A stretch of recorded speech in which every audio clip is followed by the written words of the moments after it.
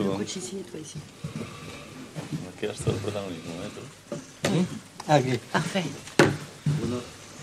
Bonjour. Bonjour, bonjour. Bonjour.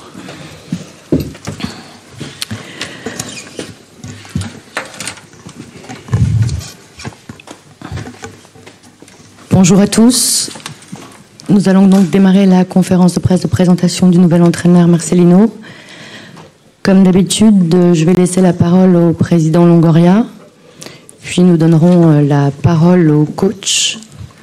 Nous passerons ensuite au jeu des questions avec le coach et en fin de conférence, vous pourrez poser également vos questions au président et au directeur du football, Javier Ribalta. Nico, est-ce que tu nous entends ? Oui, je vous entends très bien. Parfait. Juste une petite précision, lorsque le coach prendra la parole, après la parole de Pablo, on va traduire les propos de Pablo en espagnol afin que le coach les entende. Pablo, à toi. Voilà. Bonjour à tous, a toutes. Bienvenido, Marte. Bienvenido, Marcelino. Merci.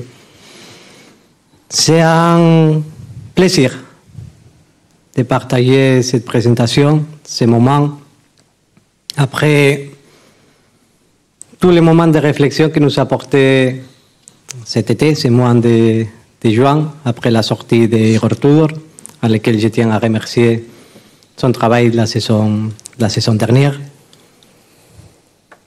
C'était un moment de beaucoup de réflexion pendant le mois de juin, spécialement parce qu'un des premiers appels que Javier et moi on avait fait, c'était pour analyser et demander à Marcelino d'analyser l'équipe ensemble à nous.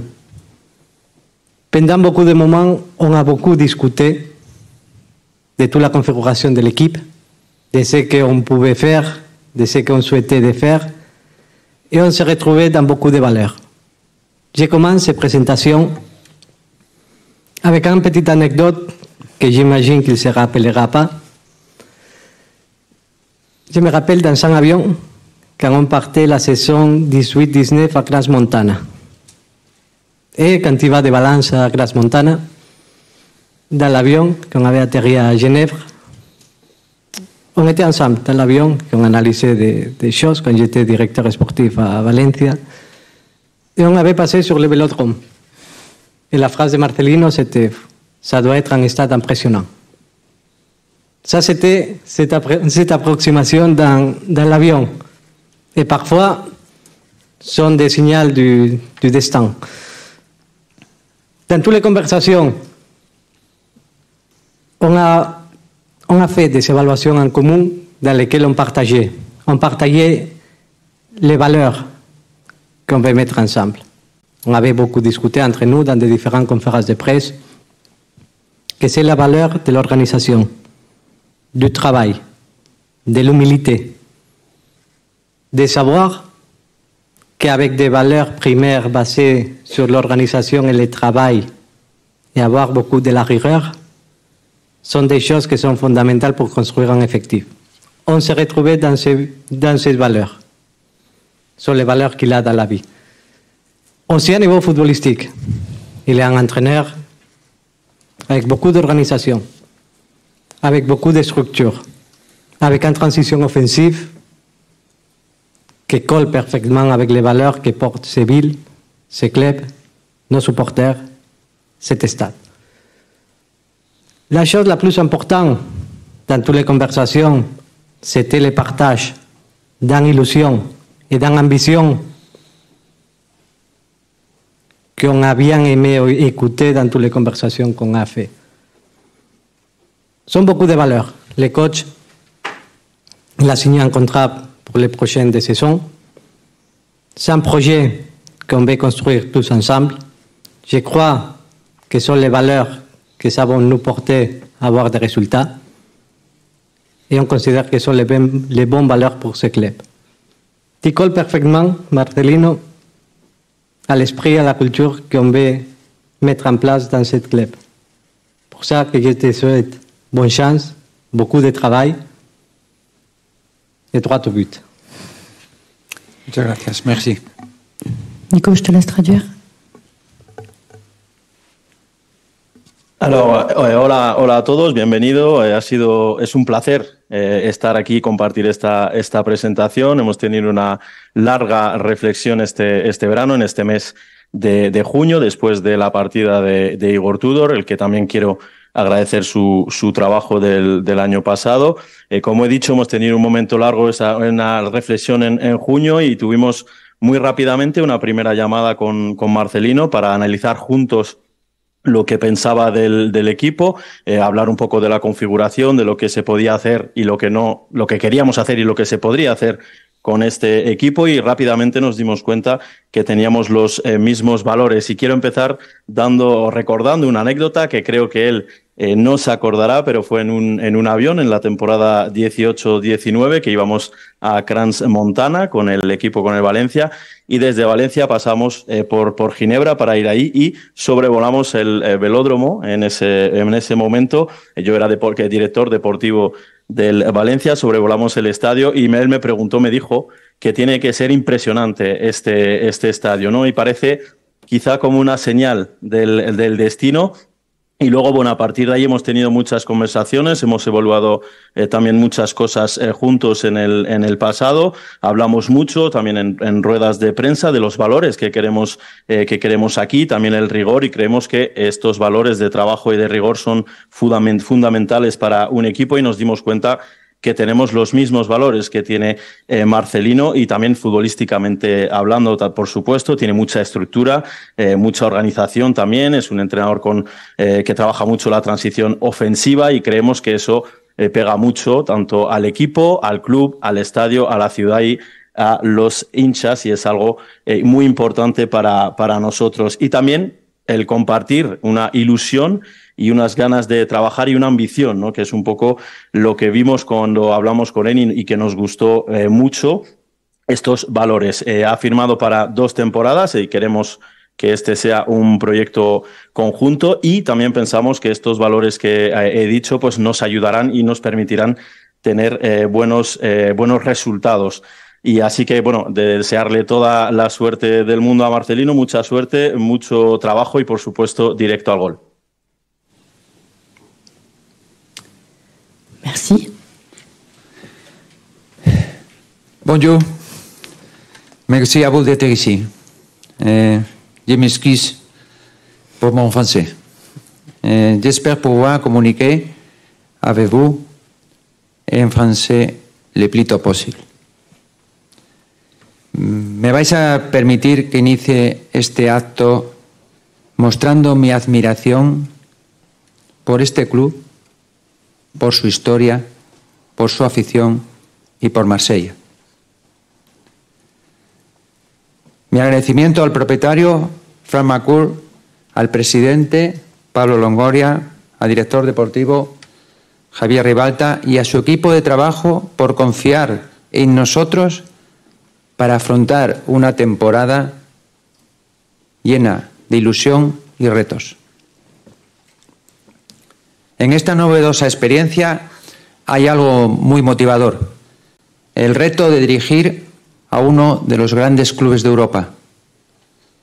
Es una gran oportunidad, muy apasionante. El fútbol es sentimiento y nosotros tenemos pasión por el fútbol. Soy consciente que he sido contratado como entrenador para conseguir que este histórico club, el único equipo francés que tiene en su sala de trofeos una Champions, mejore la trayectoria ascendente de los últimos años. Estamos aquí porque tenemos un método y creemos en este proyecto con presente y futuro. Asumimos el reto y lo afrontamos con muchísima ambición, basada en el esfuerzo del trabajo y la humildad. En los clubes donde hemos tenido el privilegio de entrenar, fuimos capaces de mejorar los objetivos que nos habían marcado, y ahora queremos seguir este camino en Loem. Para conseguirlo tenemos que ser un equipo que compita todos los partidos, desde el primero hasta el último. Solo el esfuerzo y la constancia nos permitirán llegar satisfechos al final de temporada. Los seguidores quieren ver a su equipo ganar y nuestra propuesta está basada en la intensidad, en ser un equipo dinámico, ágil y ambicioso. La laureada historia del club nos marca unos valores y una filosofía que compartimos absolutamente. Sabemos de dónde venimos y dónde estamos ahora. Con toda la humildad, queremos aportar nuestro conocimiento y ayuda al club y a sus futbolistas. El lema del club, Droit au but, lo hacemos nuestro e intentaremos que esa manera de entender el fútbol se vea reflejada en el terreno de juego. Conocemos la exigencia de la afición y nuestra intención es que se sientan orgullosos de su equipo. Es momento de trabajar mucho y hablar poco. Merci à tous pour votre attention. Merci. Nico, je te laisse traduire. Bueno, permítanme primero hablar de mi admiración. Pardon, excusez-moi. Permettez-moi donc tout d'abord de commencer par parler de mon admiration donc pour le club, son histoire, les supporters et pour Marseille. Je tiens aussi bien sûr à remercier le propriétaire Franck Macourt, le président Pablo Longoria ainsi que le directeur sportif Javier Ribalta et toute l'équipe, toute leur équipe qui nous ont donné cette confiance et qui ont eu confiance en nous pour ce projet. Nous avons beaucoup d'enthousiasme pour cette saison, pour relever ce défi. On est très très motivés d'arriver à un défi très important pour nous, qui est donc d'être dans un des plus grands clubs d'Europe. Donc essayer, bien sûr, on a ce sentiment, nous avons cette même passion pour le football. On sait aussi qu'en tant qu'entraîneur, on arrive dans un club historique, bien sûr le seul club français à avoir la Ligue des Champions dans ses vitrines, et on espère en tout cas pouvoir améliorer la trajectoire ascendante du club de ces dernières années. On a une méthode, on croit en notre projet présent et notre projet futur pour, donc comme j'ai dit, pour relever ce défi avec énormément d'ambition, mais aussi avec beaucoup d'efforts, beaucoup d'humilité et beaucoup de travail pour essayer. Et dans les clubs précédents dans lesquels on a été, on a toujours réussi à améliorer les objectifs qui nous avaient été fixés en début de saison, et on va essayer en tout cas de faire la même chose ici. Et pour cela, eh bien, il faudra qu'on soit compétitif à tous les matchs, du premier au dernier match, parce que seulement avec l'effort et le travail, on arrivera à atteindre cette satisfaction en fin de saison. On sait très bien que les supporters veulent absolument gagner, c'est ce qu'ils recherchent ici. Notre proposition sera de jouer avec beaucoup d'intensité, une équipe dynamique, mais aussi avec beaucoup d'ambition.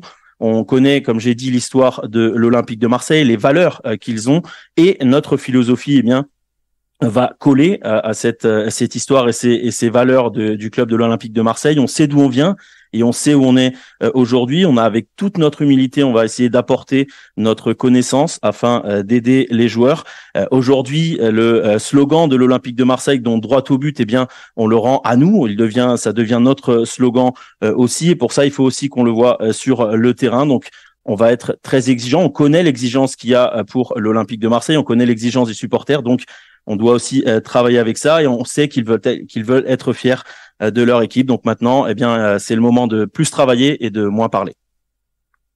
Merci. Nous allons commencer les questions pour le coach. Fabrice. Marcelinho, bonjour. Vous le savez peut-être pas, mais dès qu'il y a eu un changement d'entraîneur précédemment, votre nom a toujours été cité.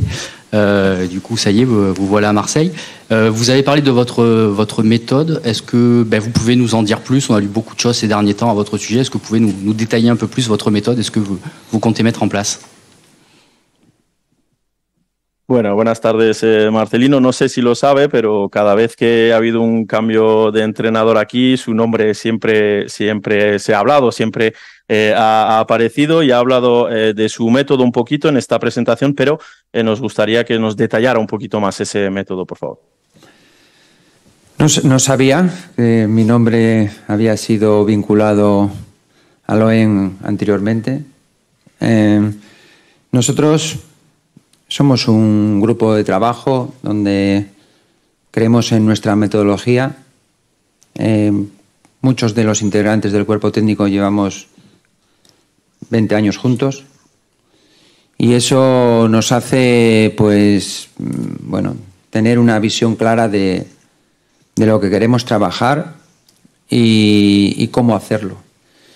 En cuanto al estilo de juego, pues a nosotros nos gusta ser un equipo ordenado, porque creemos que desde el equilibrio es el punto de partida para lograr el éxito y este equilibrio pues parte del orden. Desde aquí intentaremos ser un equipo dinámico, ágil, atractivo y creo que se da, bueno, pues una circunstancia común y que nos hace ser optimistas. Y es que creo que nuestra idea y concepto del fútbol es similar a la que le gusta a nuestra grandísima afición. Entonces, esperaremos que con eso, y sobre todo ganando, pues la afición, como decía, se sienta orgullosa de su equipo. Alors non, je ne savais pas que mon nom avait été associé à l'OM par le passé. Alors concernant notre méthode, nous, on est un groupe de travail qui croit en cette méthode. Beaucoup de personnes de notre staff, ça fait quand même très longtemps qu'on est ensemble, 20 ans. Donc ça rend encore notre vision encore plus claire de ce que l'on veut faire dans chaque projet. Concernant le style de jeu, eh bien, on aime avoir une équipe organisée parce que pour nous, on pense que l'organisation, que l'équilibre est la base du succès et que ça aussi, ça passe sur l'ordre sur le terrain. On veut avoir une équipe dynamique, une équipe attrayante, une équipe aussi organisée. Et je pense que c'est quelque chose aussi qui est commun avec ce qui est l'Olympique de Marseille. Donc ça nous rend optimistes parce qu'on pense qu'on a un petit peu une idée similaire à ce que notre très très grand public ici aime aussi. Donc voilà, ça nous rend un petit peu plus optimistes et on espère qu'avec tout ça, et bien sûr en gagnant des matchs, on pourra les rendre fiers. Ludovic. Bonjour Marcelino. Vous avez analysé l'équipe de la saison dernière. Déjà, première question, qu'avez-vous pensé de comment elle jouait, de comment étaient les joueurs? Et est-ce que vous pensez que la transition entre l'ancienne méthode et la vôtre peut être rapide? Il y a un gros objectif qui commence dès le 8 août. Est-ce que vous pensez que ça peut être assimilé rapidement?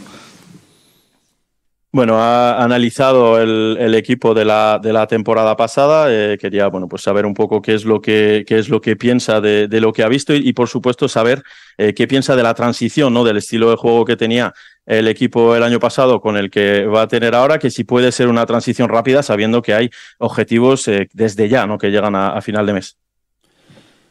Hemos visto varios partidos. Tenemos una idea, pero como bien acabas de indicar, la idea que se practicaba es bastante diferente a la que vamos a hacer nosotros, sobre todo en el aspecto defensivo.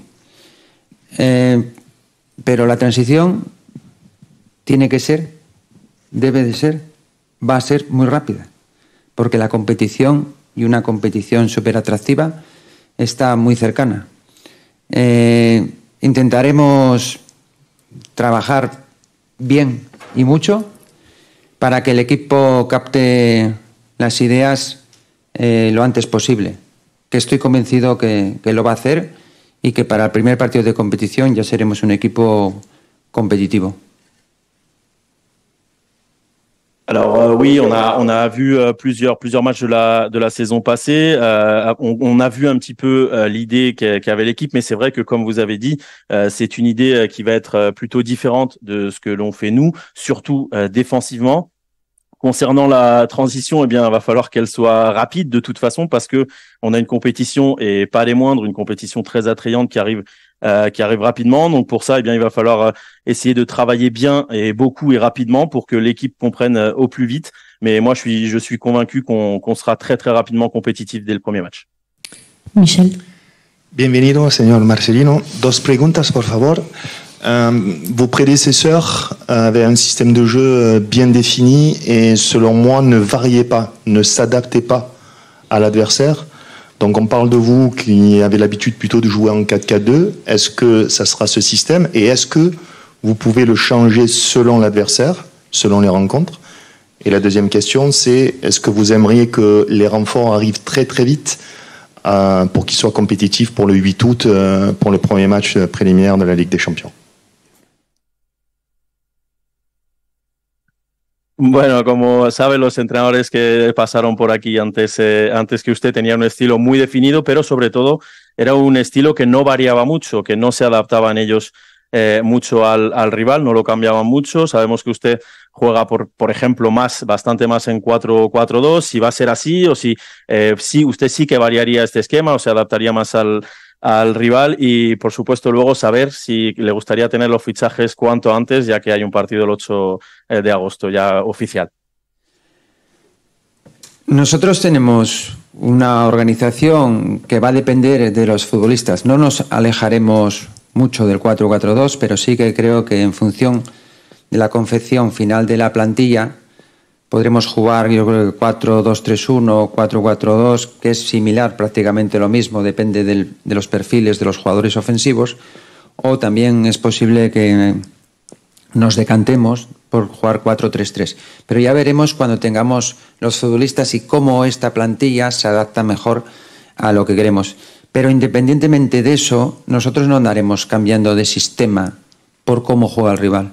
Para nosotros lo principal somos nosotros, transmitir al futbolista una idea, convencer a todos y cada uno de los futbolistas de esa idea, porque creemos que es la forma más rápida para ser competitivos y ganadores. Y la segunda pregunta era si quería, por supuesto, un entrenador siempre quiere tener la plantilla lo más rápidamente posible cerrada, pero también es verdad, en este mundo es imposible, o prácticamente imposible, o en mi trayectoria, no sé si es que tengo mala suerte o no, no ha ocurrido de que la plantilla esté cerrada antes del inicio de la competición. Quizás si cambiásemos, digamos, la normativa y se obligase a cerrar las plantillas antes de iniciar la competición, eso ocurriría.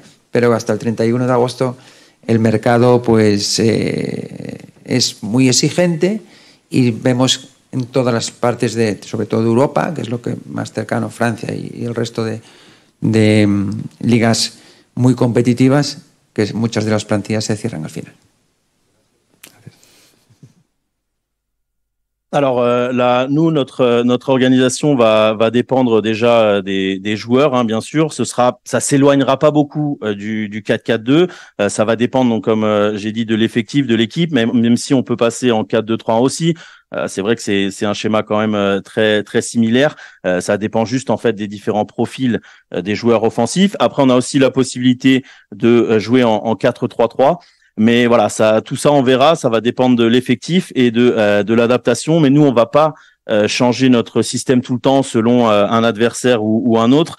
Pour nous, on doit d'abord regarder nous. On veut surtout nous concentrer sur nous-mêmes, essayer d'inculquer une idée aux joueurs, de convaincre absolument tous les joueurs de cette idée, parce que pour nous, cette idée, donc ce qu'on a en tête, c'est ce qui nous permettra d'être le plus compétitif et le plus rapidement possible.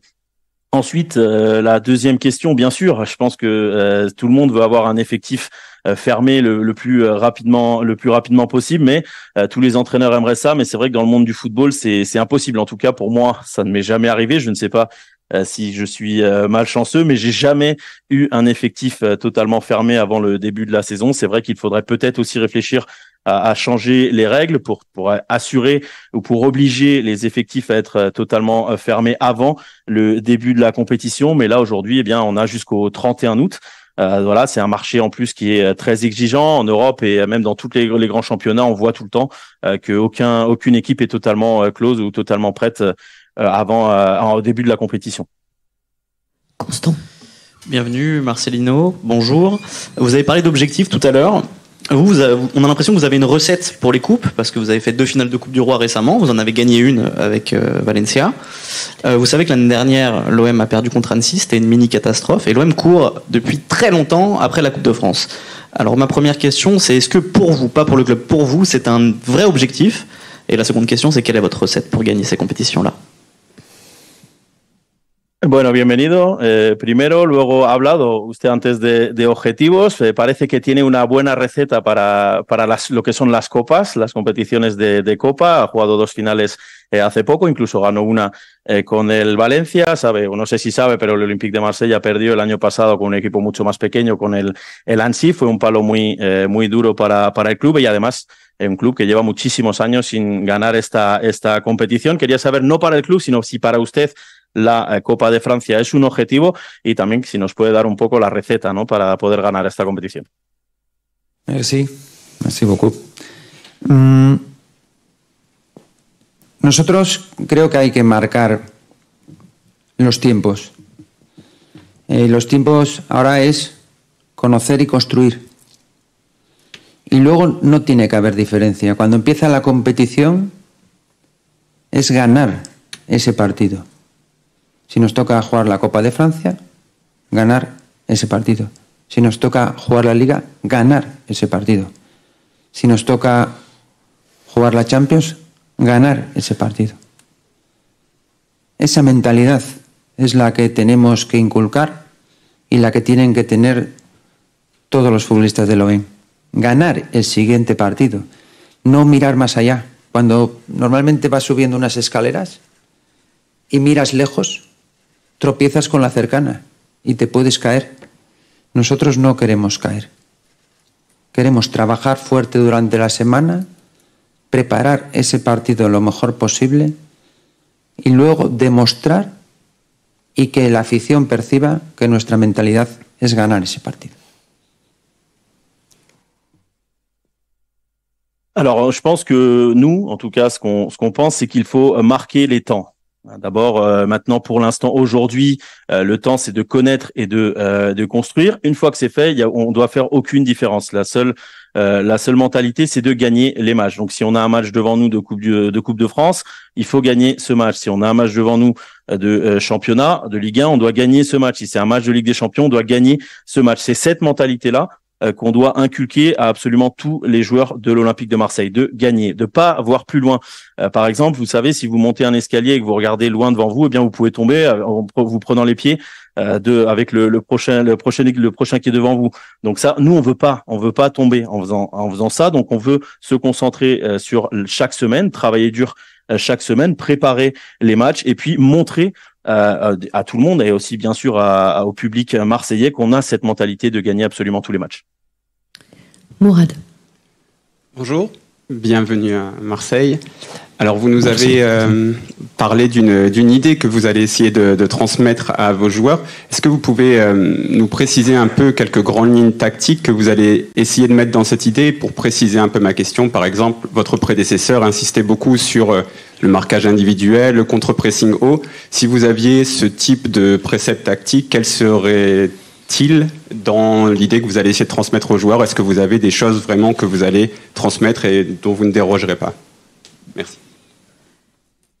Bueno, bienvenido a Marsella. He hablado de una idea que le quiere transmitir a los jugadores y quería saber si nos podía dar un poco más de detalles, sobre todo en lo táctico. Le pongo un ejemplo. Su predecesor Igor Tudor, pues por ejemplo, pedía mucho marcaje individual y también la presión tras pérdida, hacerla muy alta. Entonces, saber si tiene usted alguna cosa táctica especial de la que no quiere salir de ahí, que tiene que ser parte de esa idea sí o sí.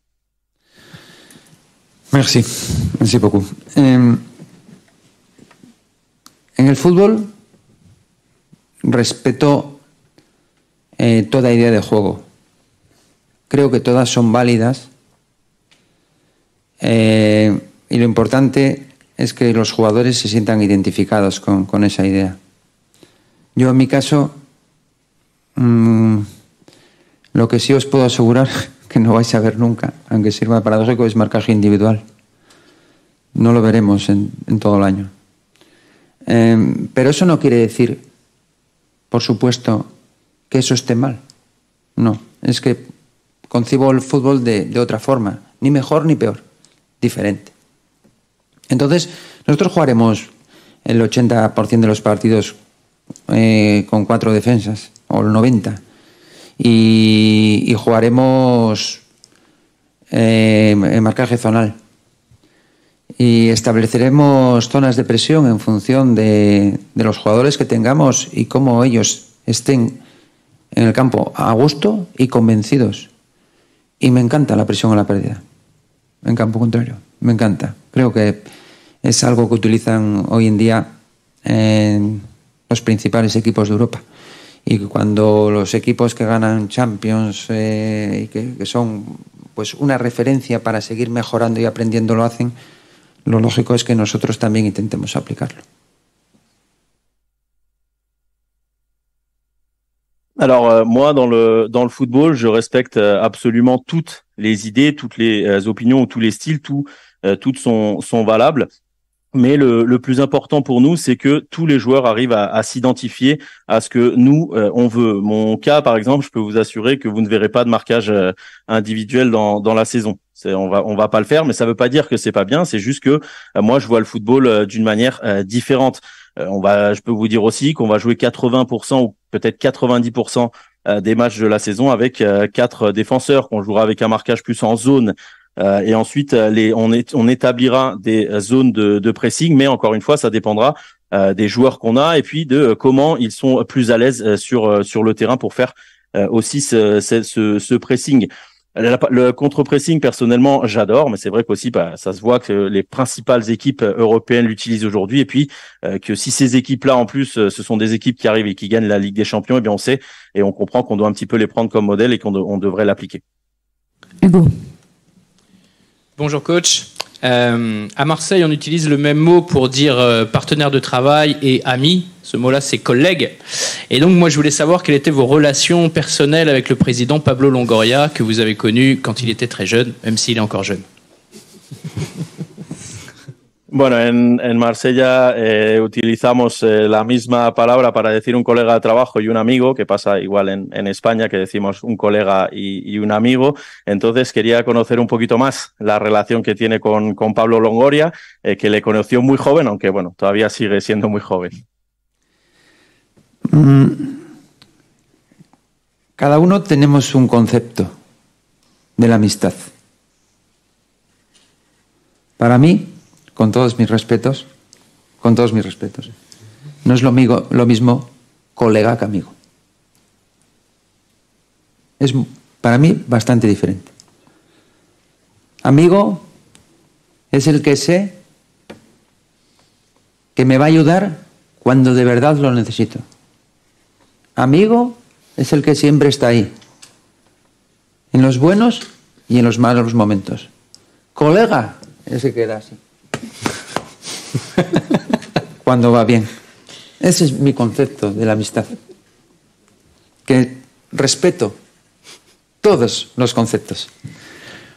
Dicho esto, conozco a Pablo, que es 20 años más joven que yo, hace 20 años. Lo considero mi amigo. Pero la amistad no está reñida con la profesionalidad. La profesionalidad es capacidad. Y si hoy tengo la suerte de estar aquí como entrenador del OEM, es por nuestro trabajo. El trabajo mío y de mi grupo. Más de 20 años a nivel profesional. Más de 20 años. Consiguiendo objetivos o superándolos en la mayoría de los casos. Ganando títulos, llegando a muchas semifinales contra equipos de grandísimo nivel. Y eso es gracias al trabajo de mis compañeros, por supuesto, de los futbolistas que he tenido la suerte de dirigir y, en definitiva, por la capacidad. Suceda lo que suceda a nivel profesional, seguiré siendo amigo de Pablo.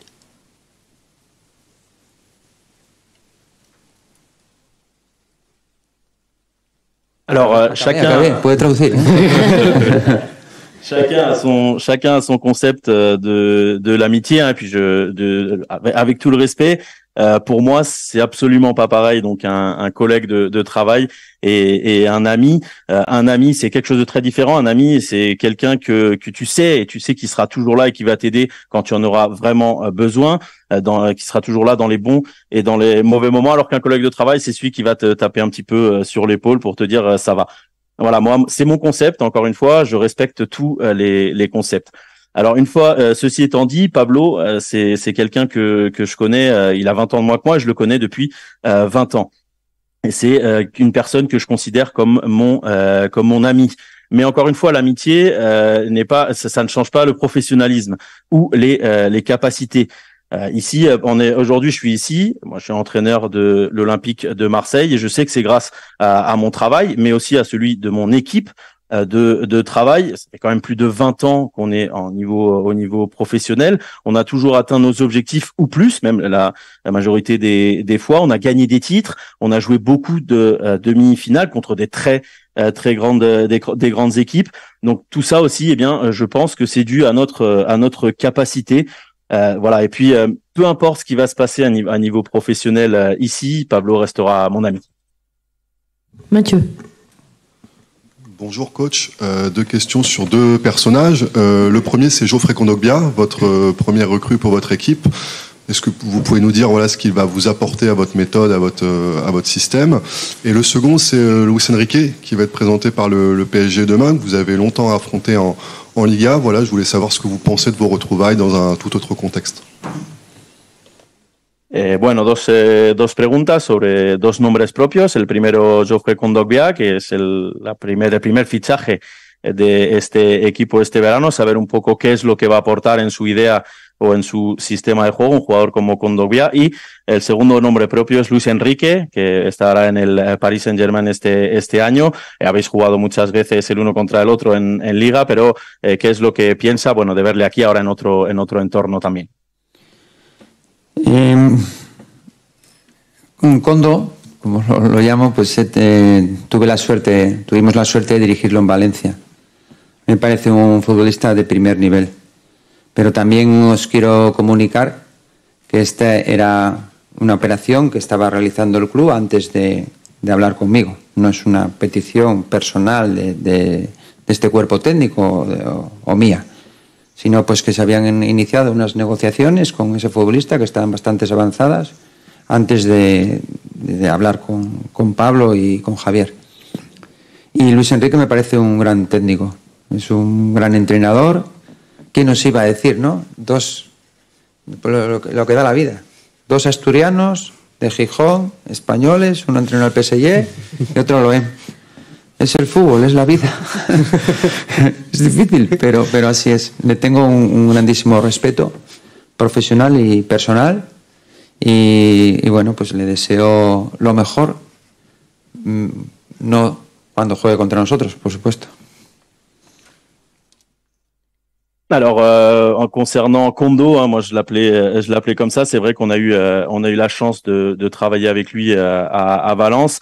Pour moi, c'est un joueur de niveau mondial, de classe mondiale. Mais je tiens aussi à préciser que c'est une opération qui a été faite avant mon arrivée. Donc, ce n'est pas une demande une demande personnelle ou de mon staff. Il y avait déjà des négociations avancées avant que moi je discute avec Pablo ou avec Javier Ribalta.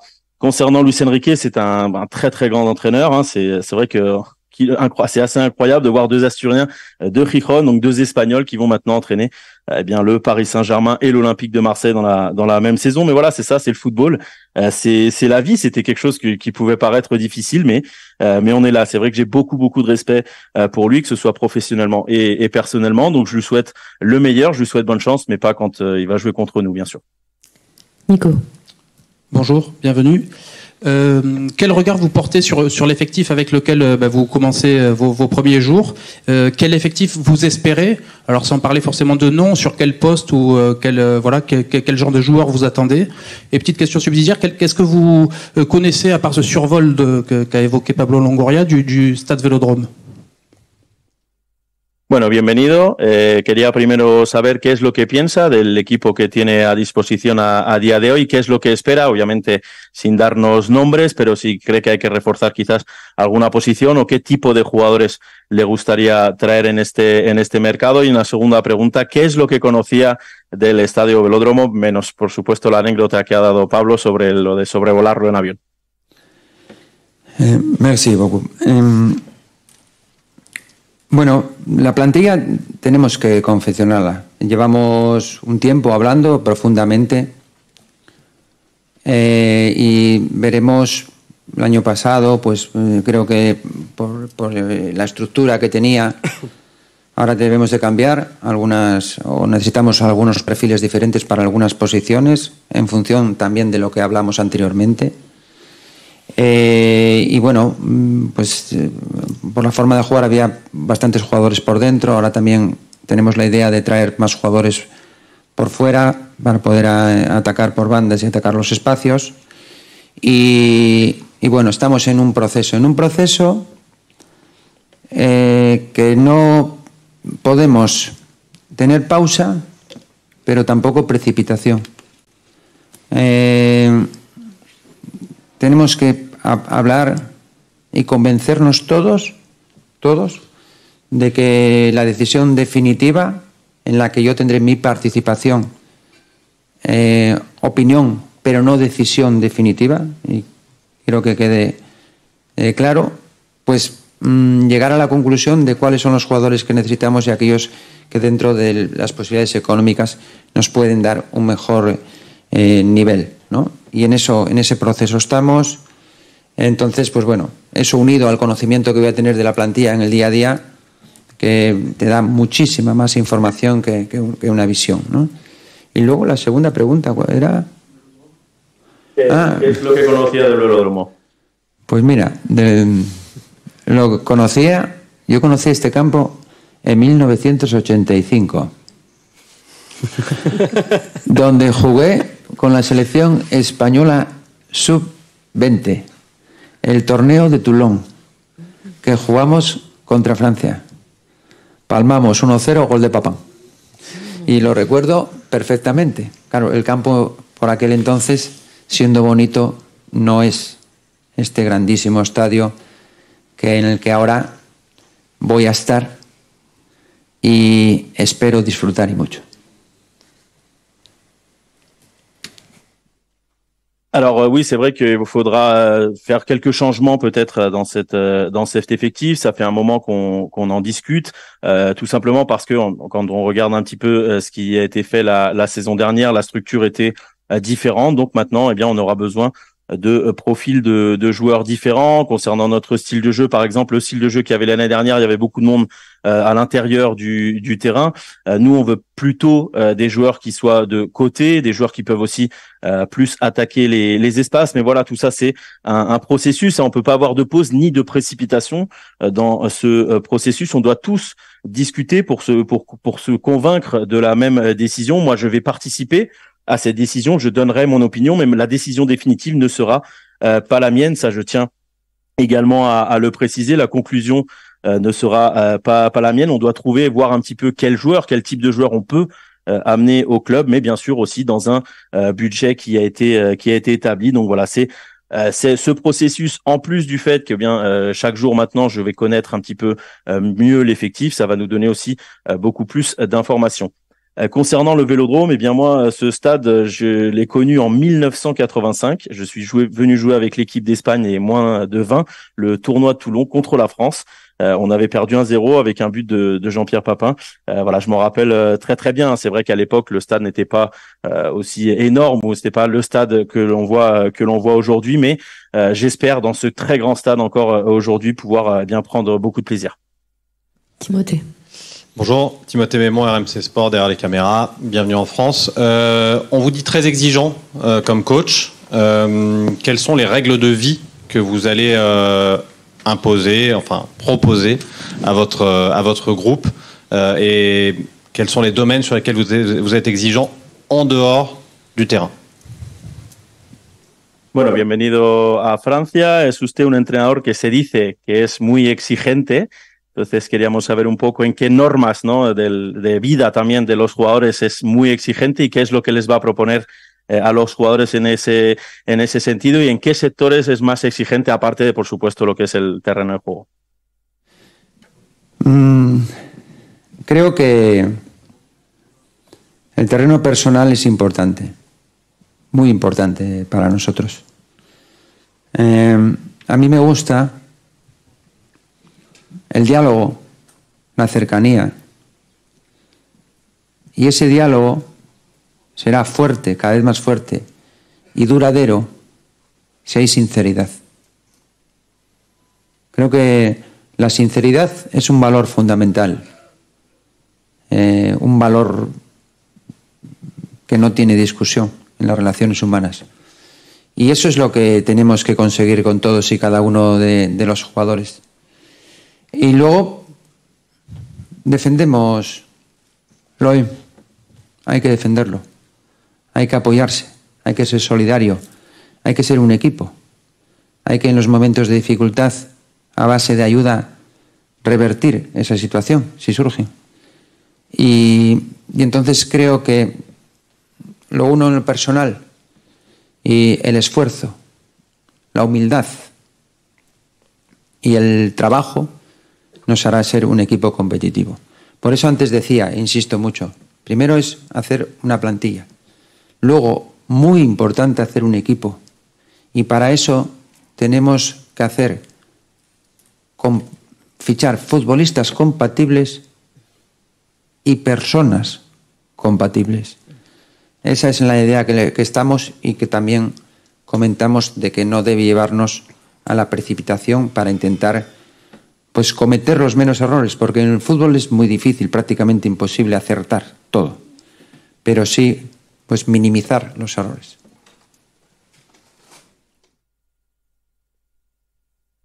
Alors moi personnellement, je crois justement que le personnel c'est quelque chose de très très important. C'est quelque chose de très important pour nous, pour tout mon groupe de travail. On aime beaucoup dialoguer, on aime être proche des joueurs, et puis ce dialogue, eh bien, il sera de plus en plus fort et de plus en plus long s'il y a de la sincérité. La sincérité, c'est aussi pour nous une valeur fondamentale. C'est quelque chose d'indiscutable dans les relations humaines, et on doit arriver à avoir ça avec chacun des joueurs. Ensuite, à partir de là, eh bien, on doit défendre l'OM. On est tous là pour défendre l'OM. On doit s'aider, on doit être solidaire et on doit être une équipe. C'est pour ça qu'on doit aussi savoir, quand on est en difficulté, pouvoir renverser la situation si besoin. Moi, je pense que si on a des bonnes relations personnelles avec les efforts, l'humilité et le travail, eh bien, on arrivera à être très très compétitif. Et c'est pour ça que j'ai insisté et que j'insiste tout à l'heure que d'abord il faut avoir cet effectif, et après cet effectif en faire une équipe. C'est quelque chose de très important. Pour cela, on doit trouver des joueurs compatibles, mais aussi des personnes qui soient compatibles à notre idée, et on ne doit pas rentrer dans la précipitation dans ce processus, comme je vous ai dit avant. On doit essayer de faire le moins d'erreurs possible. On sait que dans le football, c'est très très difficile de ne pas commettre d'erreurs, mais on doit juste essayer de les minimiser au maximum. On va prendre les deux dernières questions, Michel et Constant. Seigneur, j'ai bien compris qu'il ne faut pas se précipiter, qu'il y a un budget et que il ne s'agit pas de recruter pour recruter. Il faut voir le profil, évidemment, et vous aimeriez avoir les joueurs le plus vite possible, mais c'est compliqué avec la réalité du marché. Toujours est-il que l'OM débute sa saison, sa reprise d'entraînement sans attaquant, quasiment, puisque Alexis Sanchez, pour l'instant, n'a pas prolongé, et Vitinha vient de finir avec la sélection portugaise. Donc il n'y a pas d'attaquant. Donc malgré tout, sans citer de nom, est-ce qu'il n'y a pas urgence à recruter dans ce secteur? Bueno, hemos entendido que no se quiere precipitar, que por supuesto también hay un presupuesto que seguir y que hay perfiles que discutir, pero obviamente también sabemos y entendemos que querrá a los jugadores cuanto antes. Pero la realidad de hoy es que el Olympique de Marsella va a arrancar la pretemporada sin 9, porque Alexis Sánchez no ha renovado su contrato y Vitinha acaba de terminar ahora su competición con Portugal. Sin dar nombres, ¿no cree que hay urgencia en esa posición? Bueno, vamos a empezar sin bastantes más, porque los partidos de selección finales también retrasan la incorporación de futbolistas. Pero aquí no hay excusas. No nos sirven. Tenemos que optimizar el trabajo y competir. Antes decíamos que teníamos que necesitábamos perfiles diferentes por un concepto también que queríamos pues dar más profundidad y bueno, pues sabemos que tenemos que mover la parte ofensiva del equipo. Los dos jugadores que acabas de comentar, ahí están, su situación la acabas de expresar perfectamente, somos conscientes de ello. Y bueno, quizás los delanteros son los que más rápidamente se adaptan, ¿no? Porque necesitan menos trabajo específico y con que metan gol nos sirven. Bueno, y algo más, ¿no? Pero bueno, estamos trabajando e intentaremos acertar y también lo antes posible. No cabe ninguna duda que yo quiero que nosotros queremos, pero todos lo queremos, no solamente el entrenador. Esos jugadores estén aquí lo antes posible. Y así trabajaremos para lograrlo. Gracias. Alors, on va surtout commencer avec, sans plusieurs éléments, hein, parce qu'à part les joueurs que vous avez cités, il y a aussi les sélections nationales qui vont retarder le retour d'autres éléments de notre effectif. Mais voilà, on n'a pas d'excuses. Hein. On pense que les excuses, ça sert à rien. On doit juste essayer d'optimiser le travail au mieux possible pour être compétitif. Comme j'ai dit tout à l'heure, c'est vrai qu'on va sûrement avoir besoin de profils différents parce qu'on va peut-être changer, avoir ce concept un petit peu qui demandera plus de profondeur sur le terrain. On sait par exemple qu'il faudra peut-être qu'on se bouge aussi sur les profils offensifs. Il y a les deux joueurs que vous avez cités, hein, on connaît très bien, vous avez très bien donné la situation de ces deux joueurs-là. On est conscient de ça, mais aussi peut-être que les attaquants seront ceux qui auront besoin de moins de temps pour s'adapter. Peut-être qu'ils s'adaptent plus vite parce que ils ont moins de travail spécifique à faire. Hein. On leur demande surtout de mettre des buts, même si bien sûr on demande aussi de faire un petit peu plus. Mais voilà, on va essayer de travailler pour bien faire. C'est en tout cas ce qu'on veut. C'est la position qu'on a aujourd'hui et pas que la mienne. Hein. On veut tous essayer d'avoir tout le monde le plus vite possible, bien sûr. Et c'est pour ça qu'on doit faire le meilleur travail possible pour que cela arrive. Allez, on termine avec le coach. Constant. Coach, pour finir, est-ce que vous pouvez nous présenter le staff avec lequel vous êtes venu à Marseille, s'il vous plaît? Para terminar, si nos puede presentar el staff técnico con el que ha venido al Olympique de Marsella. Bueno, pues hemos venido con un ayudante, preparador físico, ayudante, preparador físico y analista, otras dos personas que analizan tanto nuestro equipo como el rival y un redactador. No me dejo nadie, ¿no? Yo creo que estamos. Alors, je suis venu avec un assistant, avec également un préparateur physique, un analyste. On a aussi deux personnes qui seront chargées de analyser notre équipe et aussi les adversaires, et puis un rééducateur ensuite. Je crois que j'ai tout dit. Merci. Alors, avant d'aller faire la photo, on va prendre quelques questions pour le président et Javier Ribalta. Romain ? Bonjour Président. Bonjour Président. Deux questions s'il vous plaît. La première, vous nous aviez dit l'année dernière à pareille époque que vous vouliez un effectif de 22 joueurs. Au final, c'était 21 avec Kolasinac qui était polyvalent. Est-ce que vous êtes sur la même lignée en termes de construction d'effectifs ou est-ce que ce qui s'est passé avec Gerson, par exemple, ça vous fait un petit peu réfléchir à réduire un petit peu la voilure? Et ma deuxième question, c'est est-ce que Alexis Sanchez fera partie de cet effectif? Bonjour. On commence avec la question sur le volume total de l'effectif. Et je crois que comme ça, aussi je peux répondre à toutes les deux questions. En effectif, si on veut construire une équipe, on doit tenir en considération tous les collectifs, que c'est un des principes importants qu'on veut avoir dans ces constructions d'effectifs. Et avec une adaptation importante du côté Javier, de tout le staff sportif, spécialement à avoir les profils plus adéquats à la méthodologie de jeu qu'il a le coach.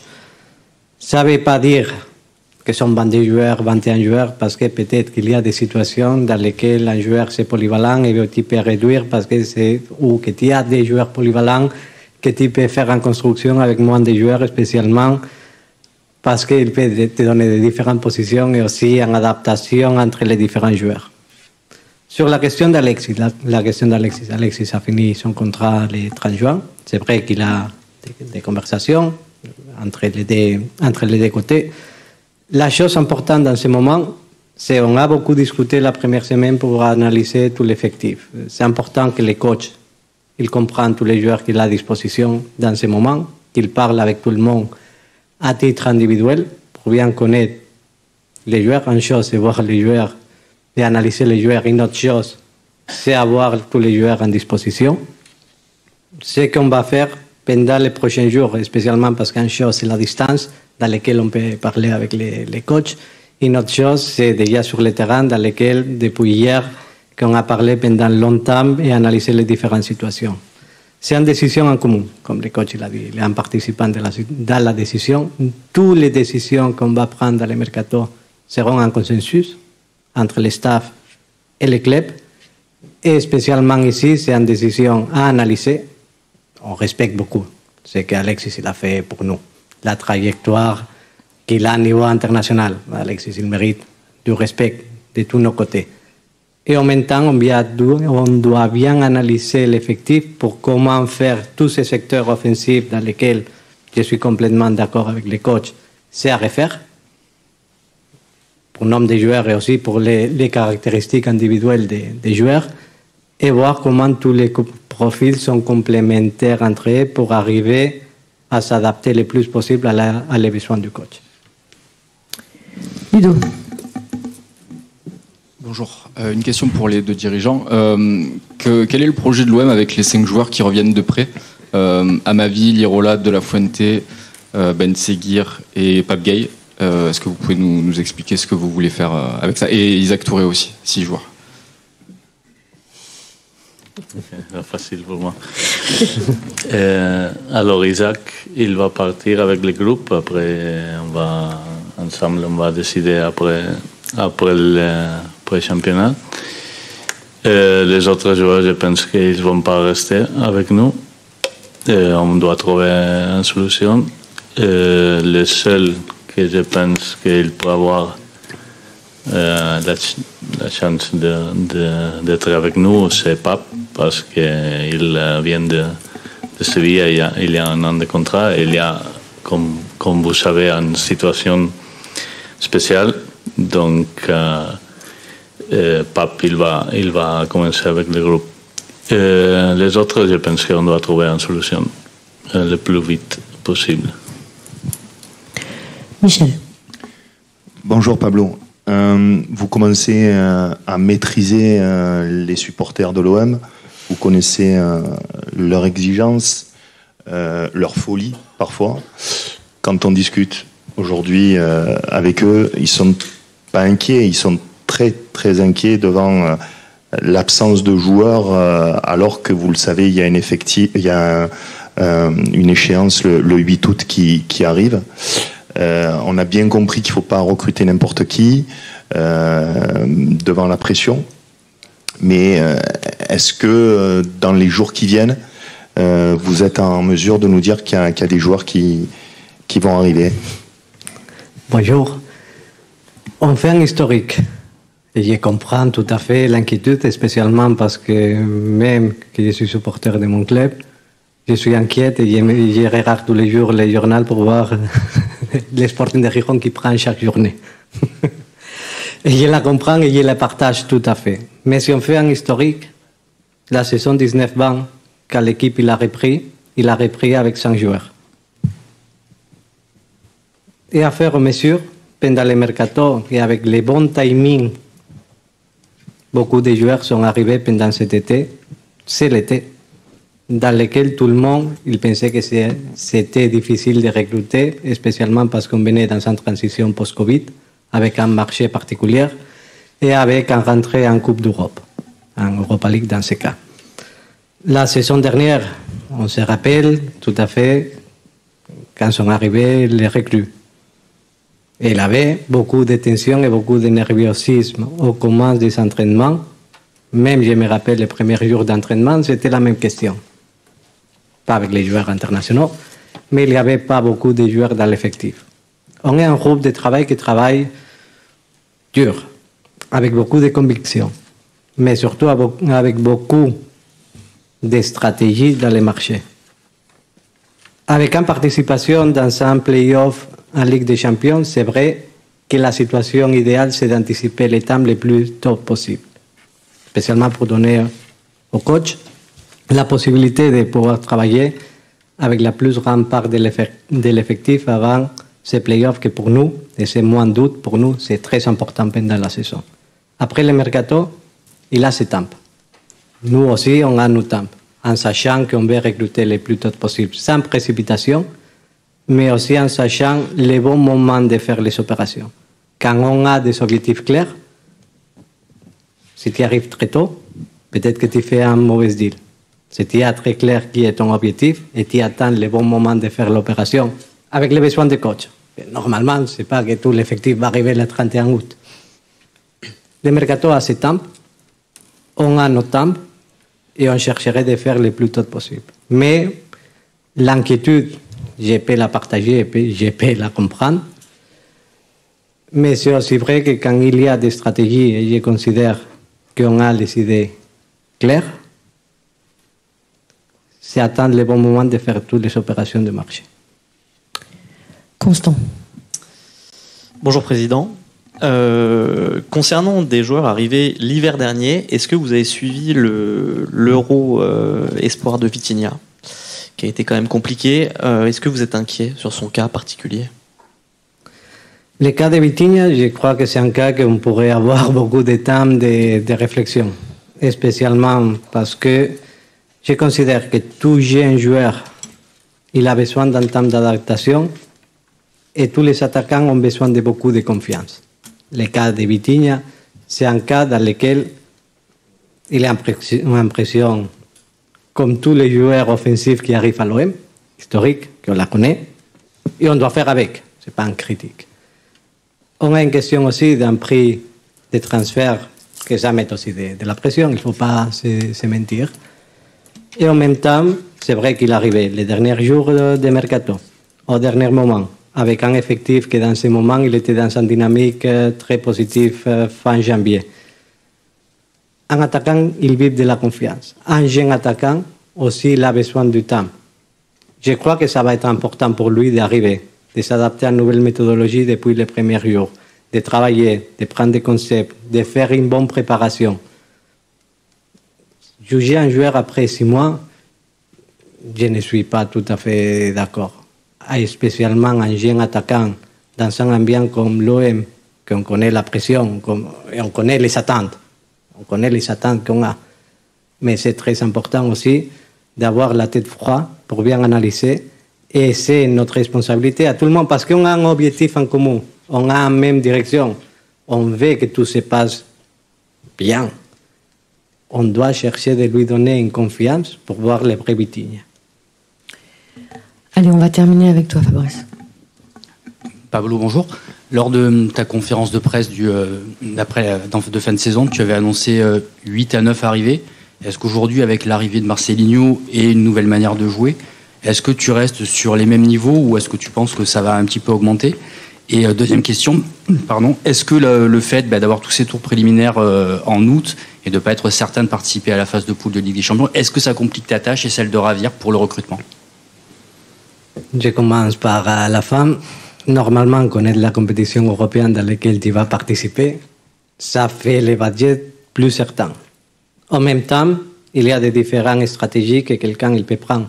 D'avoir un budget conservatif ou d'avoir un budget, on peut dire,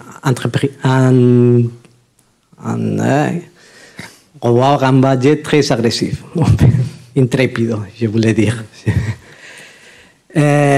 Avoir un budget très agressif, ça ne serait pas une bonne décision comme dirigeant, à dire la vérité. Et ça ne serait pas un acte de responsabilité comme des dirigeants. Faire un budget très conservatif, ça ne colle pas avec l'ambition qu'on a du projet. On doit chercher de prendre quelques risques. On va les prendre. On va les prendre. Parce qu'on veut donner aux coachs, on veut donner à nos supporters les meilleurs effectifs possibles avec beaucoup d'ambition. Naturellement, avec la responsabilité d'un dirigeant et avec l'ambition que la place mérite et l'ambition qu'on partage pour la prochaine saison. À dire un nombre de recrues maintenant, je crois que c'est nécessaire pendant cette semaine, ou les prochaines, on peut dire 2 semaines, de bien connaître tous les éléments qu'on a à disposition. Parce que Marcelino, il arrive avec la disposition de bien analyser les différents éléments qu'on a dans l'effectif. À partir de ça, donner aujourd'hui un chiffre exact, mais on connaît, on a seulement un défenseur latéral dans l'effectif. Il y a des différentes positions qui sont ciblées, naturellement. Mais en même temps, c'est nécessaire aussi de bien analyser tous les joueurs pour créer un collectif, pour créer un effectif, et comme il a dit le coach, en équipe.